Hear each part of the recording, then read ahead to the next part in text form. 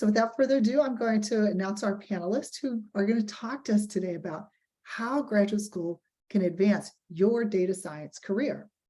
Our first panelist is Dr. Galen Jones. He's a professor of statistics at the University of Minnesota. After he earned a PhD in statistics from the University of Florida, he joined UMN back in 2001. He's also the director of the School of Statistics and chair of the University of Minnesota Data Science Initiative. His main research interests are in statistical computing, statistical theory and methods, neuroimaging, and astrostatistics. He's also collaborated with a wide range of researchers, including psychologists, veterinarians, librarians, ecologists, among many others. He says that the best part of his job as a faculty person is teaching and working with and mentoring students. And when he's not working, he'd rather be outside, preferably in the mountains.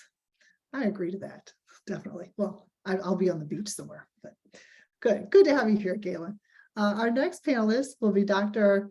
Prince Humphrey. He's associate professor of the School of Data Science at the University of Virginia, and in the University of Virginia School of Data Science, and they're also a sponsor with us. He's also program director of the Residential Master of Science and Data Science program. He currently serves as the Statistics Review Committee for the Centers for Disease Control, otherwise known as CDC, and Prevention Journal, Preventing Chronic Diseases, where he helps to advance understanding and dissemination of statistical methods and testing in the public health field. Prior to joining the School of Data Science at the University of Virginia, he was an assistant professor of statistics, and his research interest includes multiple comparisons, as well as statistics and data science education. Super excited to have Dr. Frey with us today. Our third panelist is Sarah Bradford, who's a recent biology Bachelor of Science graduate from the fantastic Spelman College, as in Spelman Loan. So great to have a Spelman sister here on the panel with us. And she's currently pursuing a Master's of Data Science at Michigan State University. And she has a strong passion for positively impacting the lives of others through data science and health science. She enjoys programming in Python, R.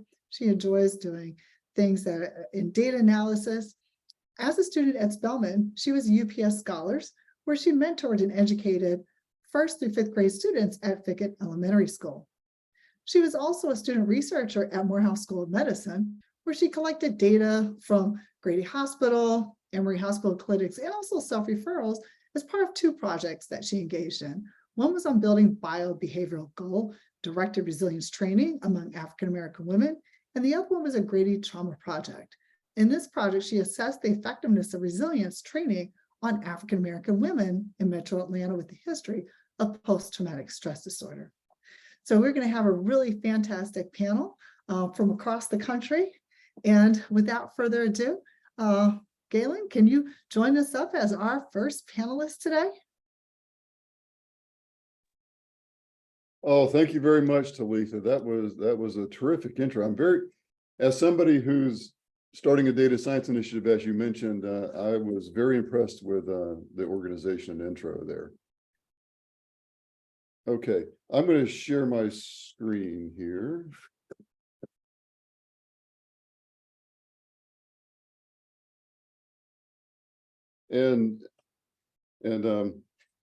So I assume everybody can see it at this point. Let me know if you can't. I have some kind of general advice. So just a little bit more about my background. I managed our graduate program for 10 years before I became director or head of our school. And so I have a lot of experience recruiting students. And I thought I'd talk more about some of the opportunities and just usual types of issues that arose at that point when students were considering where to go to grad school. The first thing I'll say is I don't think there's any one way to do data science in grad school.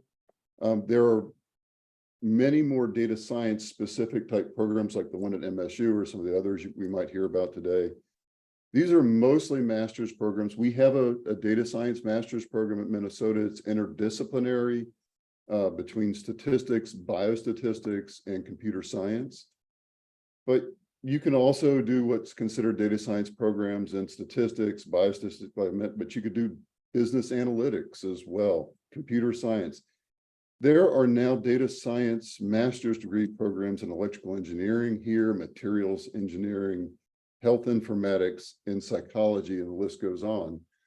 So there's lots of different ways to do it. A lot of it just depends upon each individual's own interest. We were given 2 potential prompts to address, so I think or 4, I think, and I think I'll just try to address 2 pretty quickly. How does graduate school work?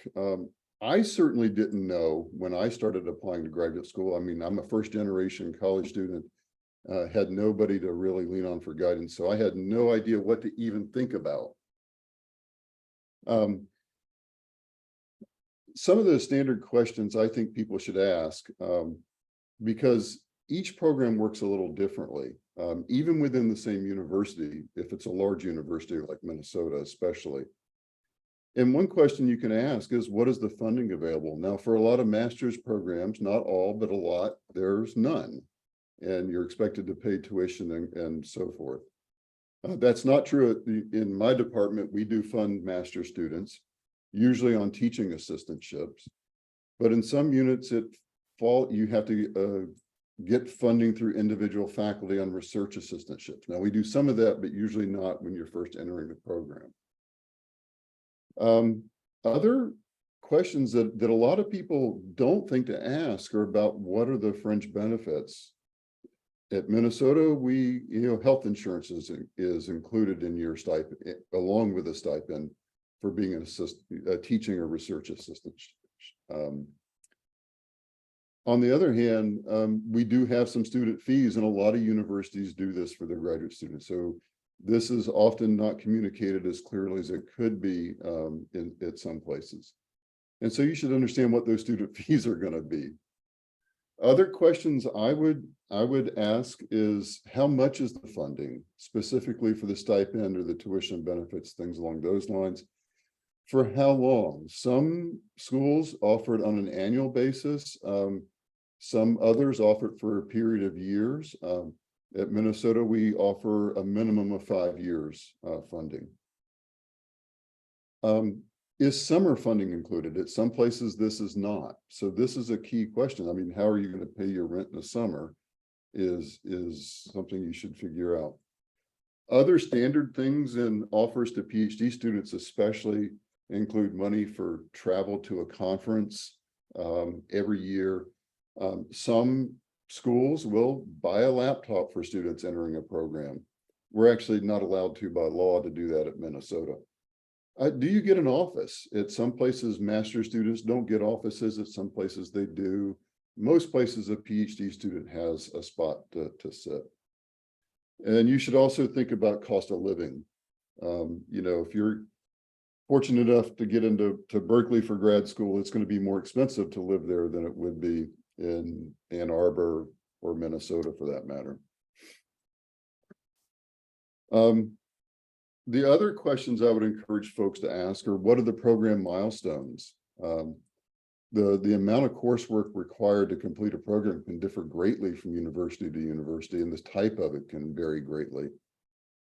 As an example, at Minnesota, a PhD student can finish their coursework in 2 years. I know at Iowa State, it's 3.5 years. At University of Florida, where I graduated from, it's almost 3 years. So that can be a significant consideration in how long it's going to take to complete the degree. You should ask, how are advisors chosen? Is your funding going to be tied to that? Most departments, most traditional statistics departments, the advisors are chosen after you arrive and you get to know the faculty a little bit. One thing that's becoming much more common are internships while you're in graduate school, summer internships. Some schools require them, some don't. Qualifying exams are common in graduate school. And these are essentially, there's usually a written qualifying exam. At some level for PhD students in particular, this is less common for master's students. But for PhD students, there's usually a high stakes kind of, if you don't pass it in 2 or 3 tries, you have to leave the program, comprehensive exam at some point.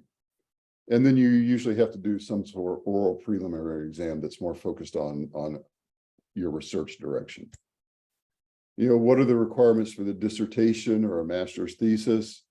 What's the typical time to graduation?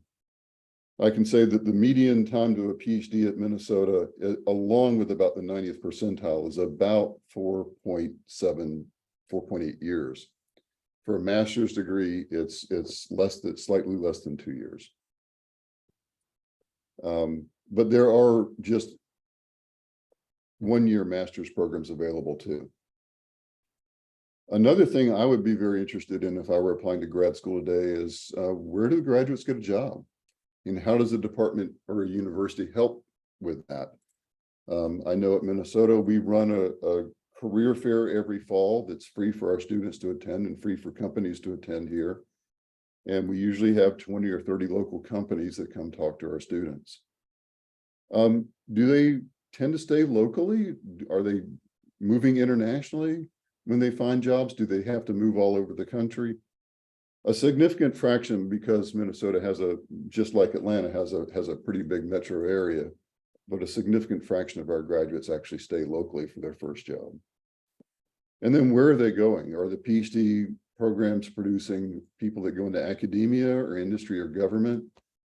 This can vary quite a lot. But places like Rutgers, most of their students go, in statistics, most of their students go into industry. In my program here at Minnesota, about half go into industry, half go into academia. I would say one question we get a lot. Now, we're a reasonably highly ranked program, but I think that's less important. To give you kind of a sense of why I say that, the way I picked my graduate school, where I went to graduate school, is I was an undergrad at Florida. And my wife was pregnant with my daughter, and we had great health insurance and could have a baby for $15 at the hospital. And so we picked solely based upon that criteria, which in retrospect, it was rational, but ridiculous all at the same time. So I didn't ask any of these questions, but it still worked out. One last thing I'll say about getting into grad school, when you're thinking about applying, I would encourage you to apply widely. Don't limit yourself geographically unless you have to, because the more offers you get, the more options you'll have, and the better you'll be able to negotiate a little bit. Typically, when you're applying, everybody's going to require transcripts and usually some sort of personal statement. I would encourage folks writing a personal statement to say things that give us a chance to learn something special about you that wouldn't have otherwise appeared in a transcript. Okay. 99, over those 10 years I directed a graduate program, 99% of the personal statements started out with, I've loved math since I was 4 years old, or something comparable. Okay. And that may be true, and that's good to share, but we're kind of assuming you like math or statistics by applying. All right. So if you can tell us about an experience you had or an interest you have that makes you a little different, or just tells us a little bit about you, I think that's a better, more effective use of a personal statement.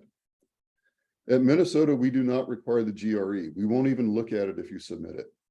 All right. And we do that because we want to decrease barriers for domestic students to get into our program. That is not true at a lot of schools. A lot of schools will require the GRE. At Minnesota, we also will pay the application fee to grad school for all domestic students. If you're admitted, we'll also invite you to come visit and pay for the trip. Now, those are all things you should find out about when you're applying. A lot of schools will do similar things. I'll also say I know for a fact if you apply to any Big Ten school, that there is a mechanism for you to be reimbursed for your application fee. All right, through the Big Ten Academic Alliance. I'll say that things that we look for oftentimes in statistics are, have you had, in terms of mathematics, have you had a serious linear algebra course and a real analysis course? Now, if you haven't had those, that's not disqualifying.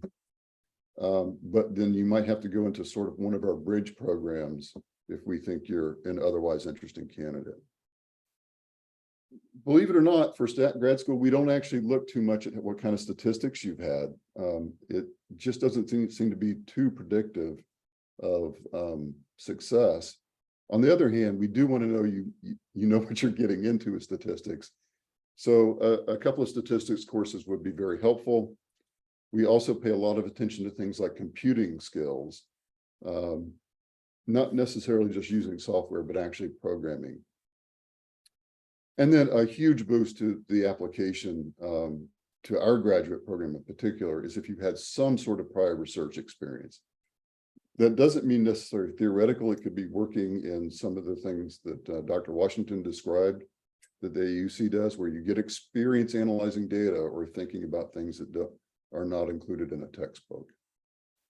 Thank you. I'm looking forward to more discussion as we go along. And I'll turn it back over to Dr. Washington now. Wonderful. Thanks so much. Our next panelist is Dr. Prince Humphrey. I'm going to take it away. And while he's loading up, you all have an opportunity to fill out the poll. Yes, thank you so much, Dr. Washington. I'm very happy to be here. So let me begin by sharing my screen. I need to having a little bit of technical stuff here. 1 second.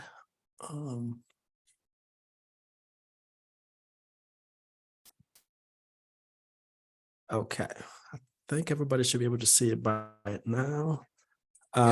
So I've been introduced already, so I wouldn't say much. I'll add a little bit. So a little bit about myself. I grew up in Ghana. I'm from Ghana. I have a background in mathematics. So my undergraduate education was in math. I had a master's in math. I think when I always was very, I liked math growing up. So I wanted to get a PhD in mathematics one day. But then along the way, in my master's program, I took a course in statistics. I fell in love with the application of statistics. And so I got my PhD in statistics. And so recently I made a move to the School of Data Science. So unlike Minnesota, UVA, we actually have a separate School of Data Science. It's not part of statistics, so it's its own school. We consider data science as the liberal education for our generation now. So I'm going to spend some time just talking about our programs, very similar to what Dr. Jones was saying, but he was more like, universal. But I'm going to focus on our program, just tell you a little bit more, and hopefully some of your questions, I can answer them after the presentation. So I'll begin by talking a little bit about the School of Data Science here at University of Virginia, our philosophy, and then our graduate program. So a little bit about us. We were founded, the School of Data Science was founded like maybe 2019. Before that, we were Data Science Institute. We became, when we founded the school, we actually are the first School of Data Science in the country. So that is worth mentioning. We actually have a new school that's being built now. It's not actually done, but this is the picture once it's done. It's a new space for us. Right now, we are in different spaces across, we call our campus grounds.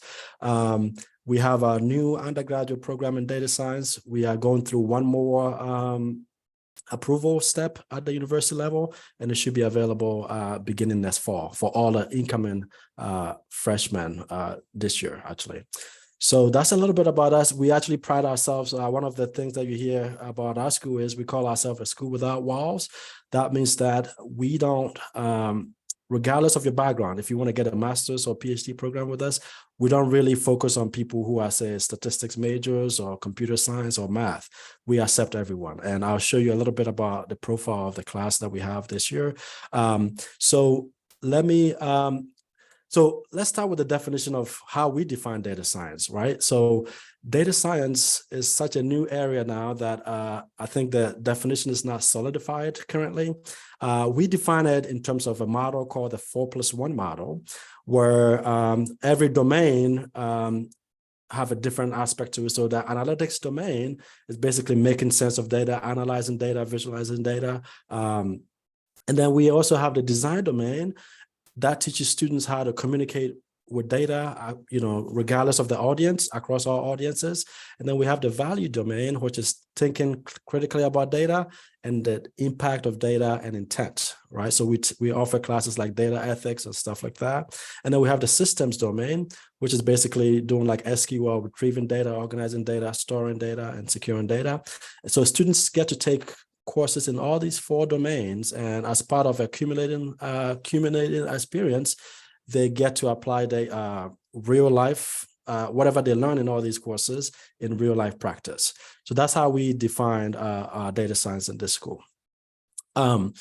So just to the point of what this seminar is about, data science is an emerging field, it's a booming field. There's a lot of data to support this. The US Bureau of Labor and Statistics in 2022 predicted that the growth rate, the employment rate for the next decade will grow up about 31%. There's going to be about 10,000 new jobs in the next decade in data science. And you can already tell that if you try to look for jobs now, the top 5 jobs, data science actually falls in one of these top 5. Same thing, I think LinkedIn also had this survey. Software development and data analysis are like number 1 and number 2 skills that are needed in this job market, because there's so much data everywhere now. I think one thing that I tell my students, students that are taking data science course with me for the first time, regardless of your discipline, you're going to be confronted with data. We have a lot of students who have that skill to be successful. So in my opinion, everybody should take a course in statistics, data science. So let's talk about our master's program here. We actually have 2 tracks for the master's program. We have a residential program. That's the program that I actually currently direct. It's a full-time program. It's about 11 months. So that's about 3 semesters. Students come in June and graduate the following May. Everything is in person. It's very appealing because to a lot of students who are currently graduating, because you can come here for 1 year to get a master's. Most master's programs, I think you need about 2 years. And then we have the online Master of Science and Data Science program.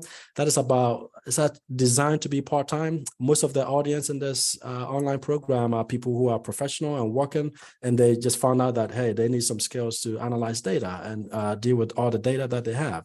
So it's designed to be part-time. The current cohort that just graduated, there's a lot of medical doctors that were on this program, a lot of people in business, but it's 5 semesters. The content is asynchronous in nature. So that means that most of them actually do their homework after their full-time job. So in the evenings or on the weekends, but we also host like live sessions in the evenings. So just to give you a little bit about our curriculum, so students coming in the master's program take a lot of foundation courses where they learn how to program. In data science when I think about data science, I think it's a marriage between statistics and computer science. So we give them those computing background here. They take courses in Python, R, they learn Tableau, how to visualize data, and then they move on to machine learning courses. We have a course in Bayesian machine learning, data mining, test and analysis. And then at the end of the program, on their last semester, actually the capstone is broken up into 2. They get to apply whatever the skills that they learn in the classes in real life data. So they have a group capstone experience, which is based on real data. And I have a QR code here if you want to scan it to look at more into the courses that we offer for both the residential and the online program. Just to give you a little bit of a profile of the students in this master's program in data science. Students come from about 26 institutions, international, domestic. They come from all kinds of majors. So 32 majors that we counted in this profile of students in 2024.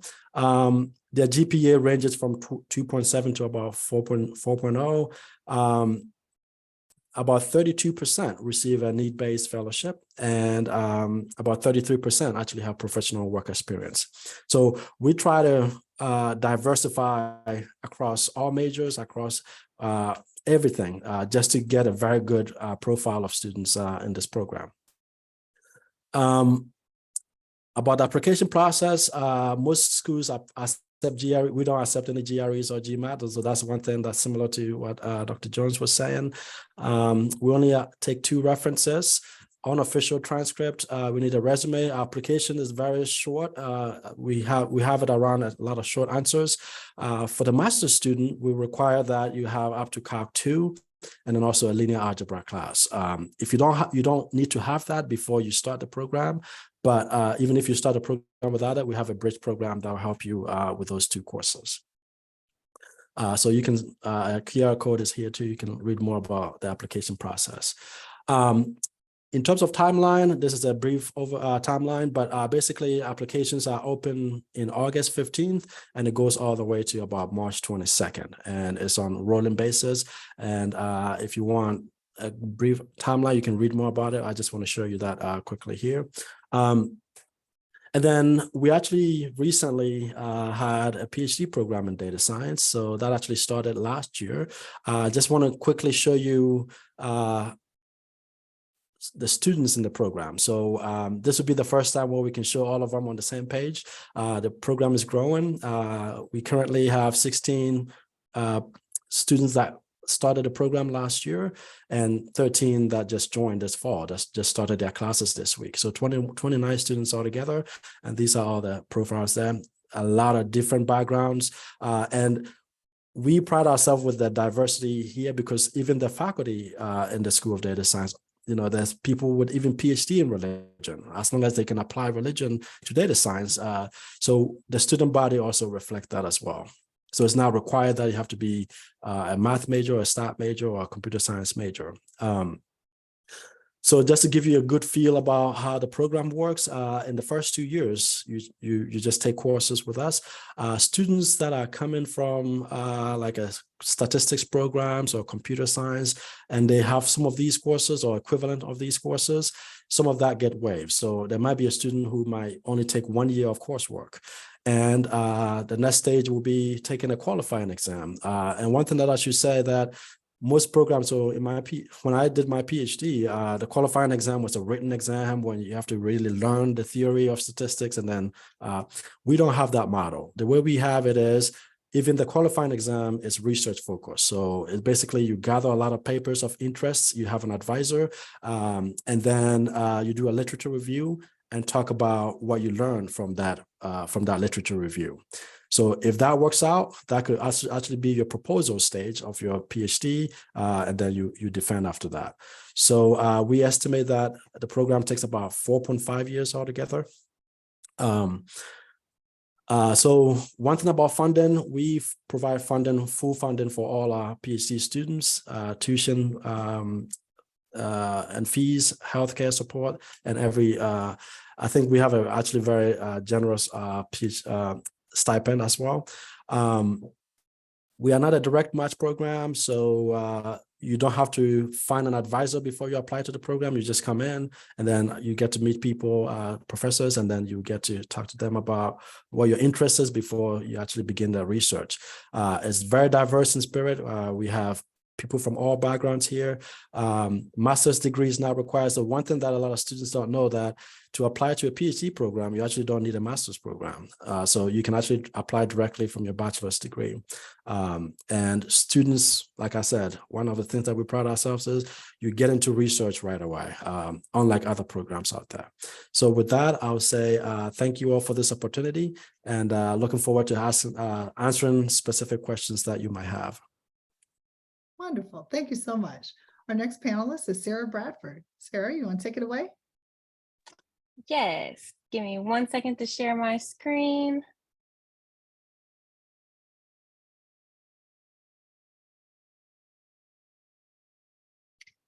Okay. Hi, everyone. I am speaking from a student point of view. I'm currently a Master's of Data Science student here at Michigan State University. I'll just give you another brief background about who I am and why I started data science. So I'm from Detroit, Michigan. I was recently a health disparity intern at Morehouse School of Medicine for 2 years. I graduated from Spelman College with my bachelor's in biology, and now I'm here doing data science. But within my research and during my time at Michigan State University, I literally started with no coding experience. I came in with a clean slate. I didn't know what I was going to do, but I just knew that I was interested. So if anyone is kind of scared or don't know how they want to start things, just know that it's possible. And you can still come in and do what you like because data science is literally in every single field. So first, I'll tell you about our partnership. We are funded through the NSF, where we are known as the Harnessing the Data Resolution. And we are also sponsored by the Sloan Foundation. They allow for us to have an opportunity as minorities to be a part of this growing field. We are fully funded. So this means that we are granted a stipend, and we are also, we don't have to pay for our tuition at all. Everything is fully funded. You have health insurance. The only thing you do not have is housing, which is why you have a generous stipend to be able to pay for that. So the grants will support you for the full 2 years, and it'll also support the following cohorts that come along. The only thing you have to do being a part of this program is maintain a 3.0. And then applications would open early spring semester. So I'm going to talk a little bit about the course load. This is kind of where the people who are afraid to get into data science, this is something you might wonder right now. So at Michigan State, we are part of the department called Computer Science, Mathematics, and Engineering. So this is, it just falls under the scope of what data science is. It pulls from different fields. And so we are just underneath one department, but we are taking classes through each of those different departments that I listed above. So first, you'll start with the Summer Bridge program, where if you never have taken linear algebra or never had any coding experience, we give you a chance to experience that and learn a lot throughout the summer. And during that time, we do provide housing. During the first semester in the fall, you'll take 2 grad classes. One is a statistics for data science course, and then you also will take a professional development course. This is where you learn how to actually conduct research and be a graduate student. You need to learn how to network during this time, and you also need to know what it's like to do research and give presentations, especially if you haven't had any experience. I'm not sure what the crowd is, but some people come in and they didn't know. And then during this time, you actually will do a practicum rotation. So you'll be able to spend a month with 3 different research mentors you want to work with. And through MSU, they provide on each website. So for me, I was interested in doing biology research or something medical related, because at the time I was thinking about pursuing medicine. So I was able to research on their platform and see which area or which topics each professor was doing at that time to figure out where I wanted to possibly rotate. Once you're done doing those rotations in December, you have time to you can take a month to decide if you want to figure this out right away, or you can figure it out by the start of January. You can decide which project you want to do and who you want to work with.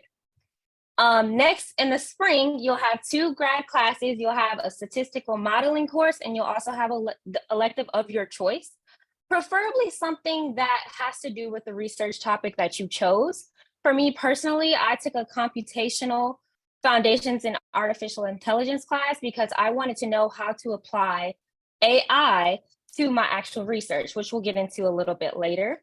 And then you start your project. And then the following summer, you do full-time research with whoever that mentor is that you chose.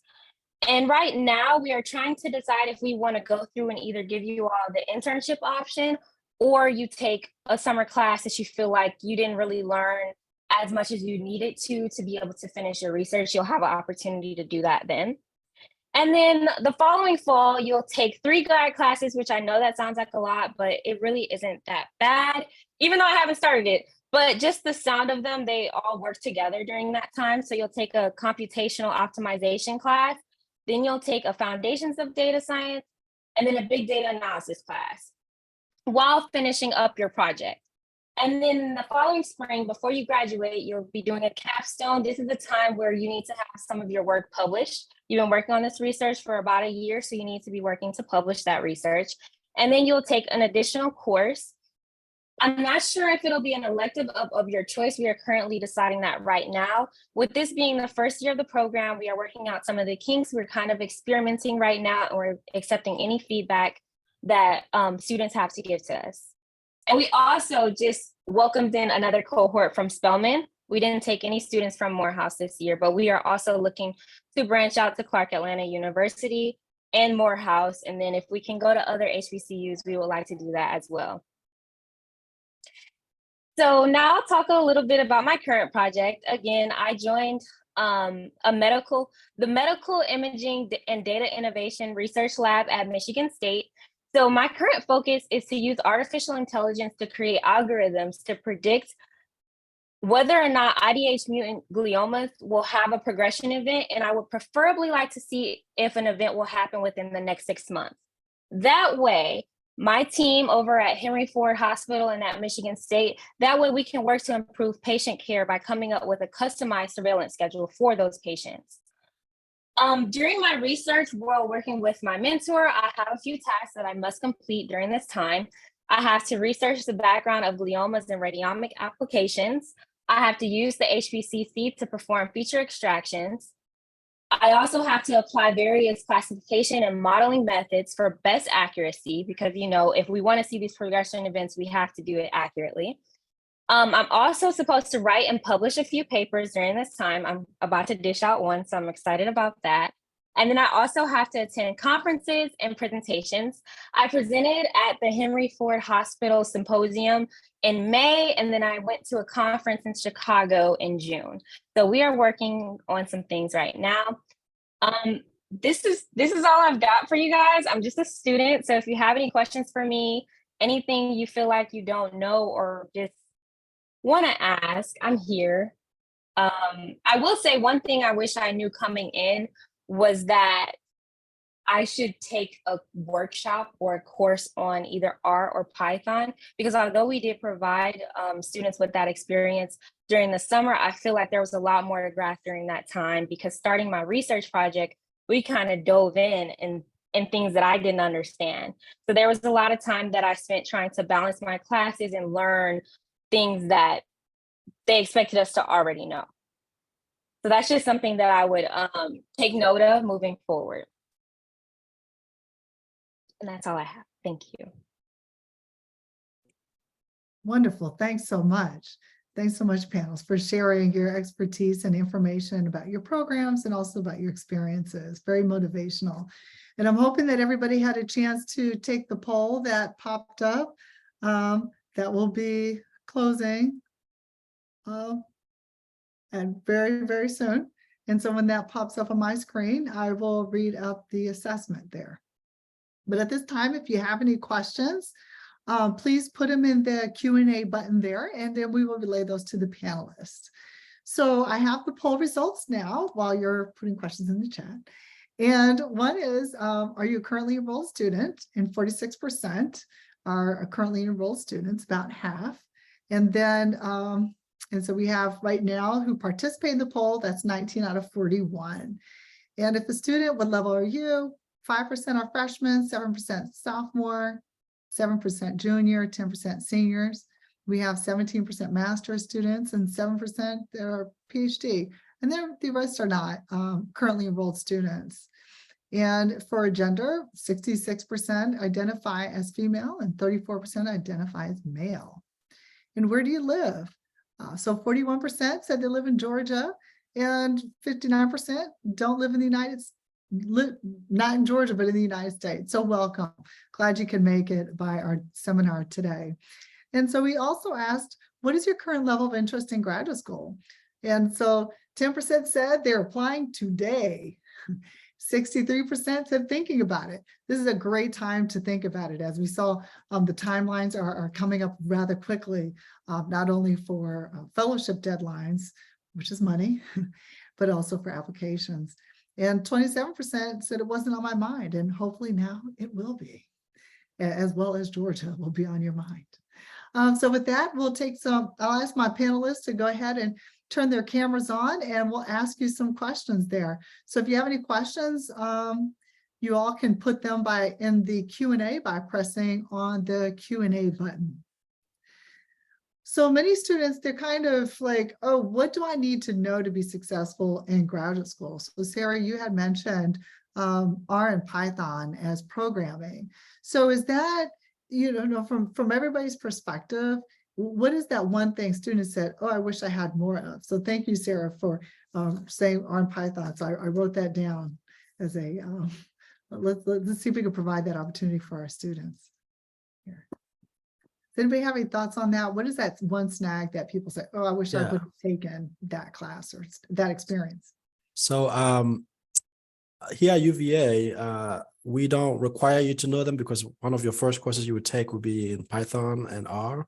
But one thing that you should be thinking about, especially if you're thinking about a field of data science, is Calc 2. Like for our PhD program, we require up to Calc 3, and linear algebra, I think, was the same across all everybody that spoke today. So those are the courses that I mean, we don't require you to have them before you start the program, but something that to think about. But yeah, definitely knowing a little bit about coding will definitely help you in a long way. I agree. Formally, the requirements to get into our master's program are Calc 3 and linear algebra. That's it. But we often look and see if you've got some coding experience. Have you had a class in some language? It doesn't have to be R or Python, but I think some experience coding is helpful. At the PhD level, like I said, if you have real analysis or advanced calculus in addition, that's a real leg up for a PhD program in statistics or biostatistics typically. But in our data science programs, the math requirements are less. They're more like Calc 3, linear algebra, some coding. Wonderful. I love Calc 3. So that's great. Everything in 3D. Just don't ask me to draw in 3 dimensions. Oh, so Sarah, as you go through the program there at Michigan State, when you applied, you had to get letters of recommendations, right? And I remember way back in the day sitting in Tapley Hall there, us and the students would talk, and one of the students found out that one of the letters of recommendation wasn't so stellar. And so how did you go about getting letters of recommendations and from whom? Like, how did you negotiate that? Because those could make or break an application. That is so true, Dr. Washington. I had to be very strategic about my letters of recommendation just because I was that student. I was always paying attention in class. I always had some pretty good grades, I would say.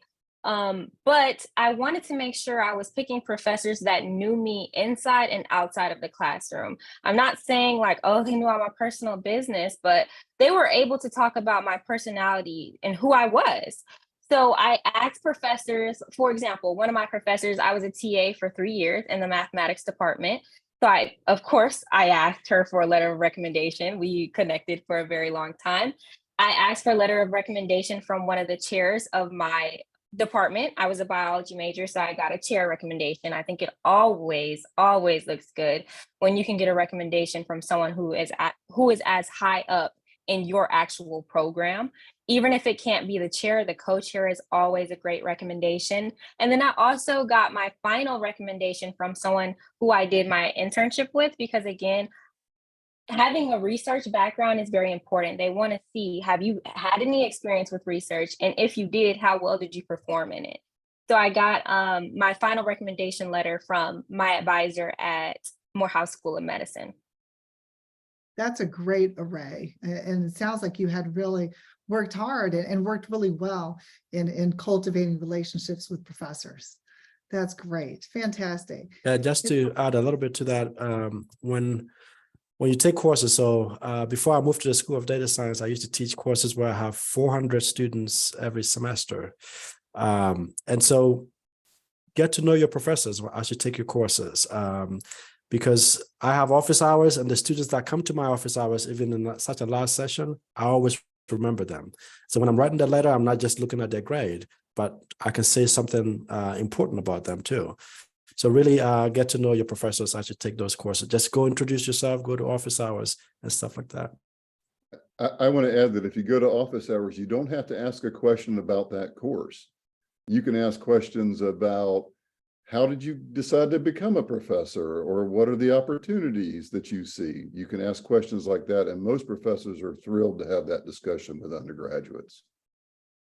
Excellent point. Excellent. I just want to add on to that. I was also a student who stayed in office hours all the time, but that is actually how I got into data science. I was talking to a professor about what I wanted to do next, and I was just like, I don't want to just cancel out medicine. I also want to figure out, is there a way where I can apply the skills and the love that I have in math to something else? And I would have never even known about this program. And she was like, hey, have you ever thought of data science? I was like, no, what is that? So you never know what you'll get from being in office hours. I love it. Great advice there. Somebody put in the chat, in the Q&A, they said, what are ways we can better our coding skills before graduate schools? Sometimes it's difficult to practice when you're not working on a project. So how do we get the practice in? Does anybody have I'll any say input? there's tons of free data out there available on the internet. All you got to do is have an interest in something, right? Kaggle, that's right. I was going to say Kaggle's a great source. But I mean, if you like baseball or college football or whatever it is that your thing is, there's lots of data you can just practice with. I find reading books or tutorials on coding very sterile and not very good. So I would encourage you to find something you're interested in, find data and try to do something with it. Yeah, there's also a lot of certification programs out there. I know, I think Harvard and the big schools sometimes have a certification program that you can teach where they'll teach you how to code. There's also a data camp where I think you need to work with a professor or something like that, where you can learn that too. But yeah, I think finding a data set of interest to you and then working your way through it. I think if the data set is interesting to you, you'll be able to ask yourself interesting questions, and just, now you have ChatGPT or Google, just Google your way out too. Anything just so you know all the basics.